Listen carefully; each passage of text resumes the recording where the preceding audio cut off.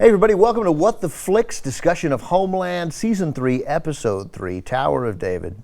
Ben Mankiewicz, Alonso Duralde. We hope next week to have my cousin John Mankiewicz, who's a writer on House of Cards, back here.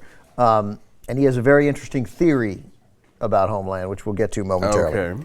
This was a significant departure episode in that we didn't see one scene at the CIA, which is the whole reason I watched the fucking show. I didn't hate this episode at all, but nonetheless, I fear that maybe they don't grasp what's great about the show.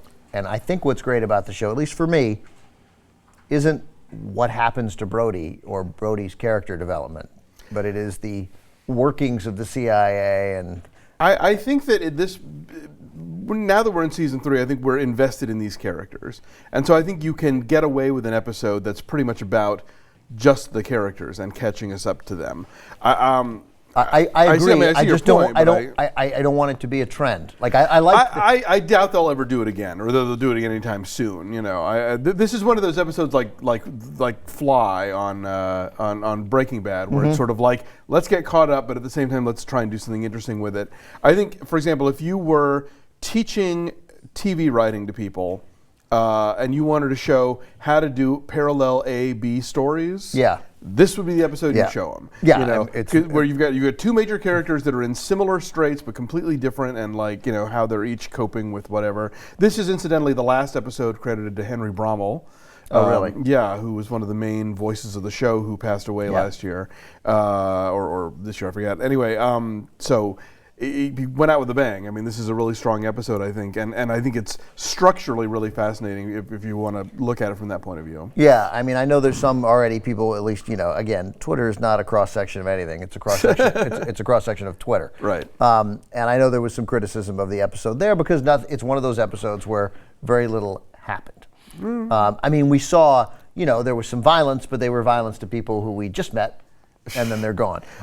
They shot up Brody with heroin. Come on. They did shoot up Brody with heroin, and then he chose to do it himself. You talk about the parallel part. Again, I had a slight groan moment at the end because they'd done such an effective job of showing Carrie and Brody in these parallel circumstances, both trapped in their own prisons, right? And it was a little on the nose. I do think like just the last shot of Carrie, like Brody on the floor. We don't need to see Carrie also on the floor, or that he grabs for the heroin and she reaches for the lithium. It's sort of like, okay, I didn't even get it. But right, we'd already we got it. That was maybe too fine a point on it. Yeah, right, I agree. It was already well done, and it was, of course, we needed to see what happened to Brody. I mean, I don't feel like I needed to see what happened to Brody. I'm curious. I would love to be part of some of the discussions here among the showrunners. Like, there had to be some thought, maybe there was none, to let Brody go. Like to turn it over to a new case.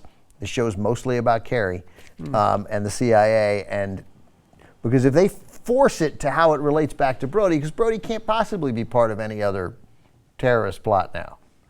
I mean, it seems like that would be such a ridiculous stretch. I guess, unless it becomes a thing where he gets to be a hero somehow. Right, that he's the one who can stop the other terrorist plot. But an episode with no Saul and no Quinn and no Duralde is not an episode that I want to see much of.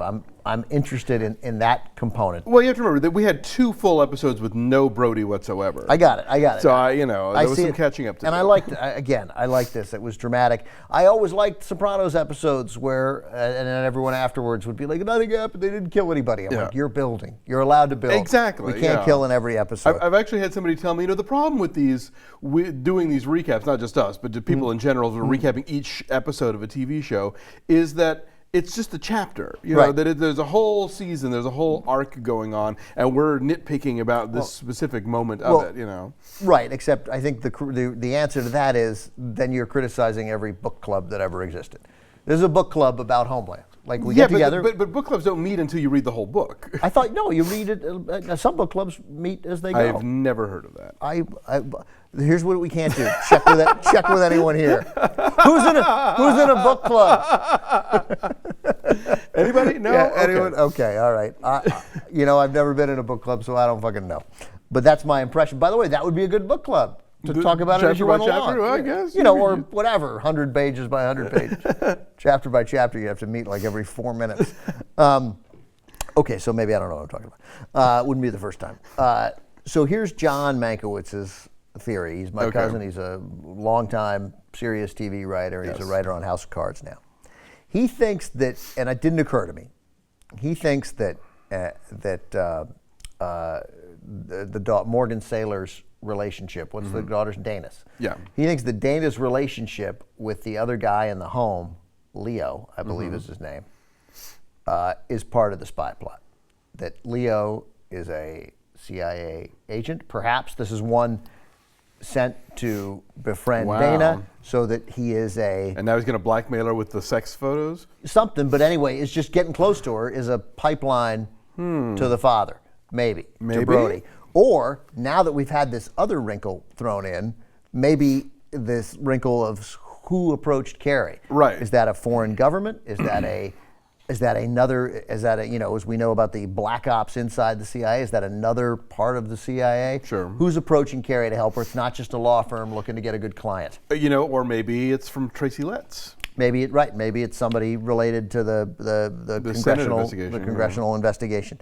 All interesting theories, but as soon as John made that point to me, that because he said from a writing point of view, you probably wouldn't just have a plot about the kid rebelling and finding love if it weren't going to come home in some way relating to the A story. And I like that idea because it's plausible. There would be value in that. That's the kind of thing hideous people who are spies would do. True, and the whole relationship with the vice president's son obviously played into the larger story last year of assassinating the vice president and, keeping things hush-hush and all that stuff. So even though that wasn't my favorite subplot on the show, it did at least eventually circle back to having something to do with the grown-ups. And that guy, and that kid who my cousin also thought, wondered, is that kid gay, too? He thought initially that there was no chance there was going to be a romance there because he thought that kid was gay. And so now he's wondering whether it's a gay agent who's just willing to do his job, of course, and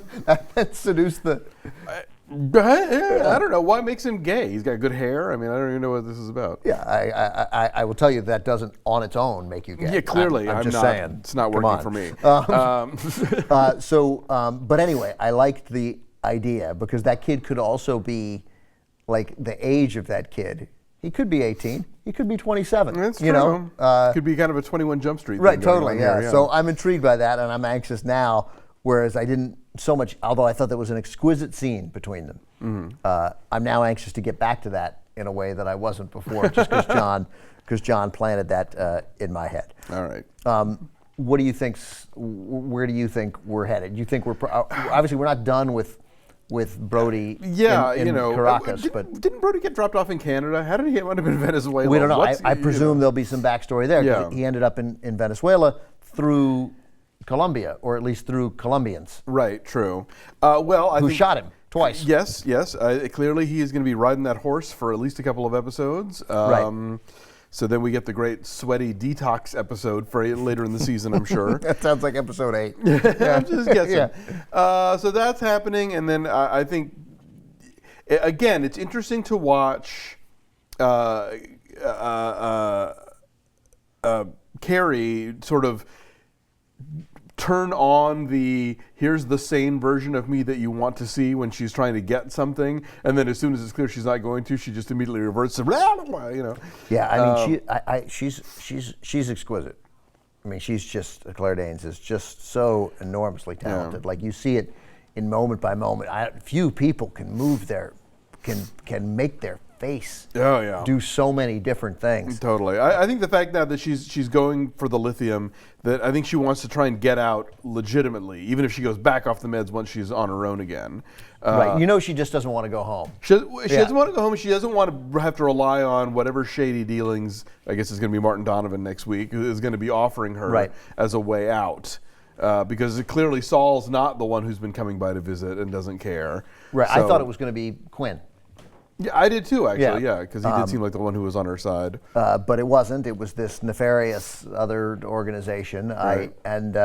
I would, who Carrie thinks is clearly thinks is another country. Yeah. And I don't know whether that's going to be the case, but I guess it's entirely possible that's the case. It could be, yeah. I mean, it could be, it's the sort of shady, a U.S. lawyer for some Libyan interest or whatever. Who knows what? But possible, that was my favorite part of the show, this episode, in the sense because it's just a plausible sort of interesting level of intrigue there. Right, and yeah, it's a thing we don't know, which is always exciting. And Carrie saying, "Look, I'm vulnerable. I'm in my worst place. This is what I do. Yeah. I'd go to me right now." Yeah, she totally reads the situation, which is great. A quick shout out to Beth Cole, who plays Abby the nurse. She was on a very funny web series called Jack in a Box. That won an Emmy, oddly enough. I didn't know they gave Emmys for web series, it turns out, but they do. So if you haven't seen that, check it out on YouTube. I like that character, too, because I like a nurse who isn't a stereotypical nurse. Nurse Ratched. Yeah, I mean, she was kind, she's interested. She, can tell Carrie is troubled, but that doesn't mean she doesn't get to talk to anybody in the outside world, right? Sure. Like, I'm prepared, and she's willing to risk her job because it's the right sort of thing to do, and I like that character very much.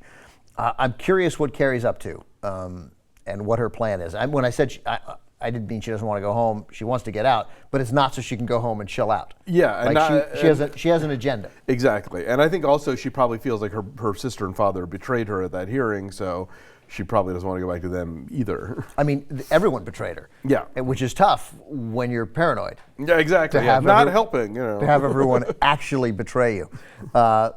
I liked this episode. I think in many ways I liked it best. It keeps worrying me a little, as I said, that they don't know what makes it great. Plenty of Langley next week. I need Langley. I'm sure of it.